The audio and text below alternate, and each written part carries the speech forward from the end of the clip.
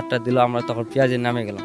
পেঁয়াজের নামে করলাম, যা হোক অনেক লাভ পাইলাম, অনেক হইলো, দাম পাইলাম, লাভও হইলো। তখন থেকে আমাদের একটা সাহস হয়ে গেছে। ওই সাহসটা অনুযায়ী আমরা এবার আমার ডোব বাড়াই দিচ্ছি, আবার 6 বিঘা করছি এবার এই বছরই। আগামী ইনশাল্লাহ যদি আবহাওয়া ভালো থাকে, যদি পেঁয়াজের বীজ এবারে ভালো দাম যায়, তা আগামীতে এবার মনে করেন আপনার 20 বিঘা কাছাকাছি দিয়ে নিয়ত করছে আর কি, 10 বিঘা করে করবো। 15 লক্ষ টাকা লাভ হলে আগামী বছর 20 বিঘা জমিতে পেঁয়াজের বীজ চাষাবাদের আশা দুজনের। আমার ভাইয়া আগে ঢাকায় থাকতো, এখন বাসায় কৃষিকাজ করতেছে।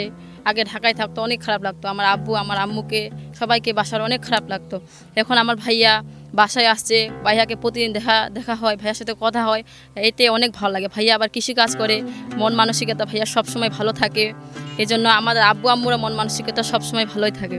আমরা চাই পেঁয়াজ ক্ষেতটা যেন অনেক সুন্দর হয়, আমার ভাইয়ের জীবনটা যেন আরও অনেক সুন্দর হয়। পেঁয়াজ খেতে টাকা আসলে তো মানুষের চেহারা অন্যরকম পাল্টে যায়, যেন আমার ভাইয়ারও চেহারাটা পাল্টে যায়। আমরা প্রায় 20 থেকে 25 জন মিলে এই পেঁয়াজের পরাগণের কাজ করতেছি। আর আমাদের দুজনে কিন্তু ভাইস্তা সম্পর্কে, তো ওরা ঢাকায় আগে ছিল, ঢাকা থেকে ওরা চাকরি করবে না, কী কারণে সেটা ওরাই বলতে পারবে।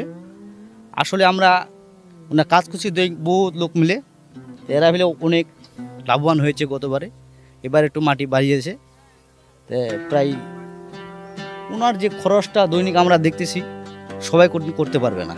আমরা প্রায় 25 থেকে 30 জনও কাজ করি মাঝে সাঝে, কোনো সময় 20 জন, কোনো দিন 25 দিন, কোনো সময় 30 জনও কাজ করি। হ্যাঁ, অনেক উৎসাহিত হয়েছি আমরা এবং নিজেকেও ভালো লাগতেছে।